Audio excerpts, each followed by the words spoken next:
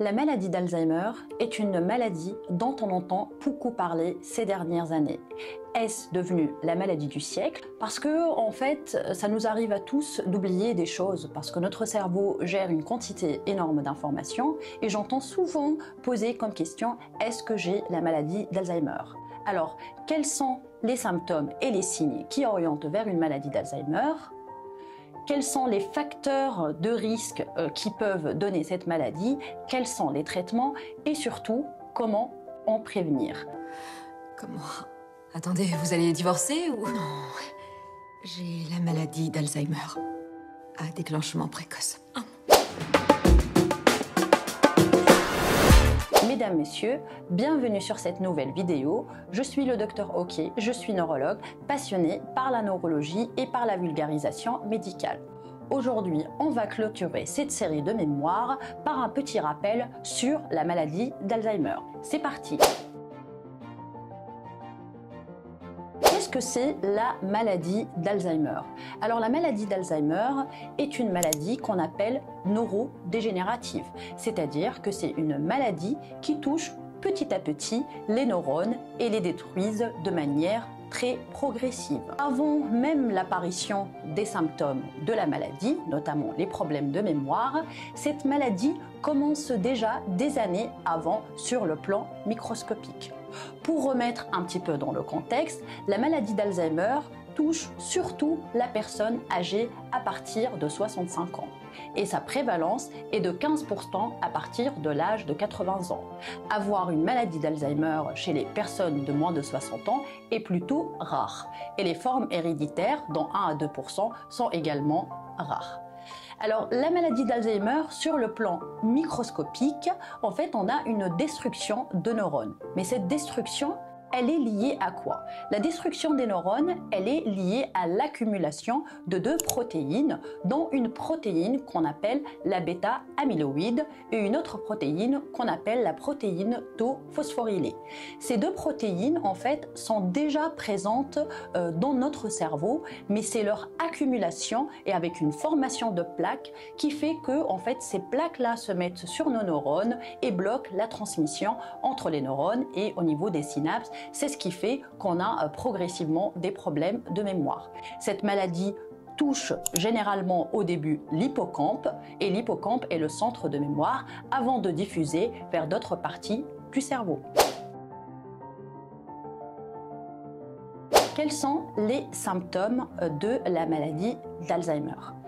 Alors le premier symptôme, c'est un symptôme qui est peu spécifique, mais qui est très important dans la maladie d'Alzheimer. Ce sont les problèmes de mémoire. Alors vous allez me dire, les problèmes de mémoire, on en a tous, mais là, c'est vraiment des problèmes de mémoire qui deviennent très répétitifs et très inhabituels que la personne se rende compte ou parfois même la famille ou l'entourage remarque ces problèmes de mémoire répétitifs. C'est pas un problème de mémoire quand on est un petit peu fatigué ou de temps en temps. Là, c'est un problème quotidien, inhabituel et avec un retentissement sur la vie. Alors, on a comme exemple de problèmes de mémoire, c'est par exemple les oublis d'objets. On ne sait pas où est-ce qu'on a mis les clés, où est-ce qu'on a mis la télécommande.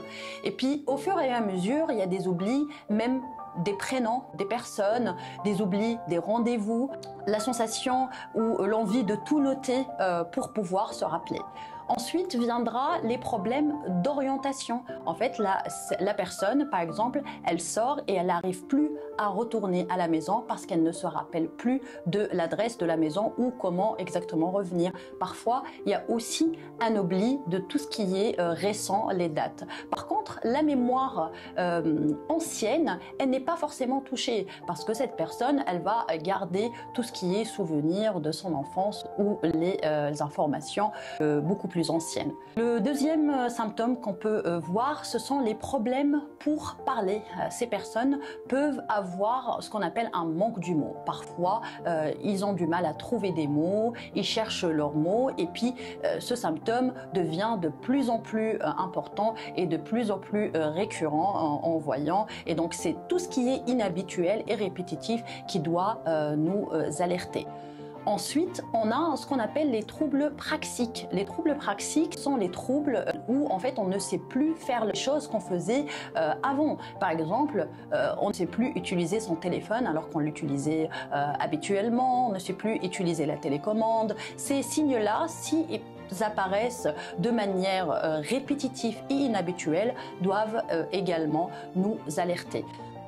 Alors avec la maladie d'Alzheimer, on peut avoir aussi d'autres symptômes comme une tristesse de l'humeur, une dépression ou une anxiété chez une personne qui n'a jamais été vraiment dépressive ou anxieuse auparavant, avec des problèmes de sommeil et des problèmes pour s'alimenter. Ces symptômes-là, en association avec les problèmes de mémoire, les problèmes pour parler, les problèmes d'orientation, peuvent également nous orienter vers une maladie d'Alzheimer.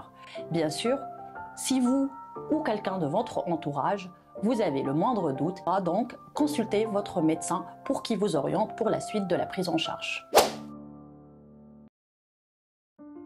Comment on fait le diagnostic d'une maladie d'Alzheimer? Alors tout d'abord, ça commence par un diagnostic clinique sur la base de l'interrogatoire avec la personne, avec son entourage bien sûr, et avec son médecin généraliste, médecin traitant, sur la base des symptômes présents. En se basant sur ça, on va commencer à rechercher des arguments pour une maladie d'Alzheimer. Alors parmi les examens, on va commencer par un bilan neuropsychologique. Un bilan neuropsychologique est un examen qui va permettre d'évaluer tout ce qui est les capacités cognitives, intellectuelles, tout ce qui est humeur, anxiété, dépression. Et sur la base de ce bilan neuropsychologique, on aura des arguments ou pas pour une maladie du cerveau et surtout une maladie de mémoire, et avec une orientation ou pas vers une maladie d'Alzheimer. Ensuite, on a besoin d'une IRM cérébrale. L'IRM cérébrale avec des coupes spécifiques qui passent par l'hippocampe, parce que l'hippocampe est le centre de la mémoire. Et en fait, donc cette IRM cérébrale va regarder globalement le volume du cerveau et le volume des hippocampes. Le volume du cerveau et des hippocampes peut être diminué, ou ce qu'on appelle une atrophie, en cas de maladie d'Alzheimer. On a ensuite un troisième examen qu'on peut faire, mais généralement pas partout en France, qui est de la médecine nucléaire.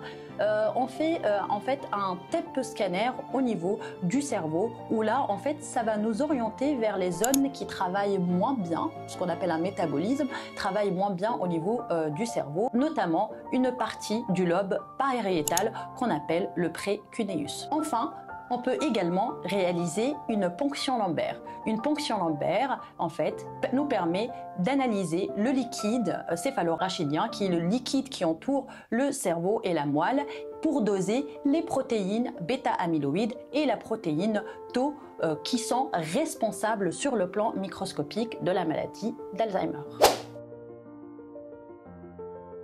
Alors, quels sont les facteurs de risque pour la maladie d'Alzheimer?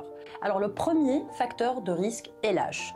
Il faut retenir surtout que la maladie d'Alzheimer est une pathologie du sujet âgé. Donc, elle touche les personnes de plus que 65 ans et exceptionnellement chez les moins de 65 ans. Et à partir de l'âge de 80 ans, la prévalence est de 15%. Avec le vieillissement du cerveau, parfois, on peut développer la maladie d'Alzheimer. Alors, les accidents vasculaires cérébraux et la maladie d'Alzheimer partagent exactement les mêmes facteurs de risque vasculaire, comme l'hypertension artérielle, le diabète et l'hypercholestérolémie. S'ils ne sont pas bien équilibrés, ils peuvent favoriser le développement de la maladie d'Alzheimer. Ensuite, on a la sédentarité, le manque d'activité physique et la mauvaise alimentation. Pareil, peut, dans le contexte vasculaire, favoriser la maladie d'Alzheimer.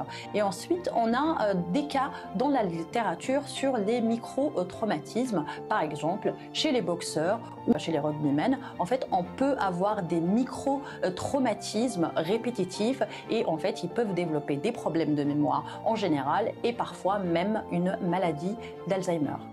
Donc maintenant, vous avez toutes les informations sur la maladie. C'est une maladie qui touche surtout la personne âgée, même si exceptionnellement, on peut l'avoir chez le sujet de moins de 60 ans. Alors, du coup, est-ce qu'il faut s'inquiéter à chaque fois qu'on a des problèmes de mémoire alors qu'on est fatigué ou qu'on est stressé? Non. Mais par contre, Si c'est répétitif, inhabituel et que vous avez remarqué qu'il y a un effet sur votre vie quotidienne, alors il vaut mieux quand même consulter et votre médecin va vous orienter. Alors si vous avez aimé cette vidéo, mettez j'aime, un commentaire et surtout abonnez-vous.